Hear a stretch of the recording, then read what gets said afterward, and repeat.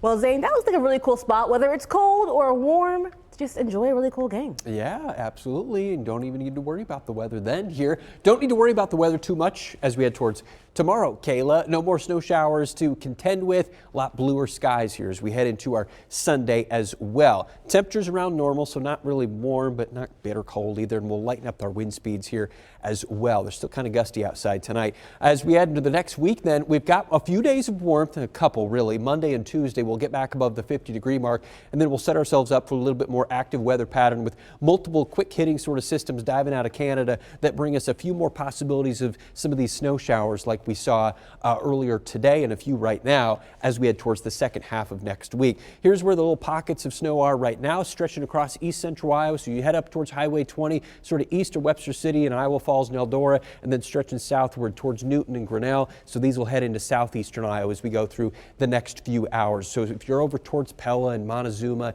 places like that, you'll probably see at least some snowflakes drift your direction as we head into the evening. Rest of the state, just some clouds. Western Iowa, some clearing. Had some of those snowflakes, snow showers earlier today. This is up on the south side of Boone, Highway 30 from the DOT camera there. Quick one arrives around 11 o'clock or so. Quick drop in visibility, but not terrible, not real heavy snowfall rates like we've seen at times that have caused us some real problems with travel. And then we got back to some sunnier skies as we headed towards the afternoon. So just sort of nuisance flakes out there earlier today. Still a breeze, though, noticeable outside tonight. Last gust down at the Sheraton Airport, 30 miles per hour. Grinnell, 33 miles per hour, 32 miles per hour out of the north and the west at the Ames Airport. So that's pushing our wind chills down to single digits and teens right now.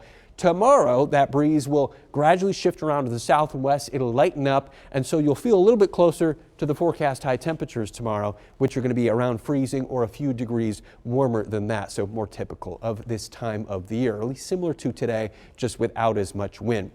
We'll push the winds out of here tonight through the first part of your Sunday. High pressure goes by us to the south and west, so our winds start to angle around to more of that direction as well. They're not super strong by the afternoon of our Sunday. Notice our skies relatively sunny as well. As we head into the new work week tomorrow, well, there's a quick little system that drags just some clouds here overnight Sunday into early Monday. Otherwise, we're back to blue skies again and mild temperatures again, too. Big jump back above the 50-degree mark here for Monday, and Tuesday still will be relatively mild as well, although we'll start our train of multiple systems diving out of Canada by Tuesday. The first one is going to bring us just probably some spotty showers, especially across eastern and northeast Iowa early on Tuesday. One front slides through. We start to drop temperatures after that. So still 50s Tuesday, but here by Tuesday night, notice more clouds, and then behind a second front, that's where we'll probably get more snow showers in here. First chance of that is going to be on Wednesday. Another possibility Thursday and Friday. It's just going to be one of those patterns where we have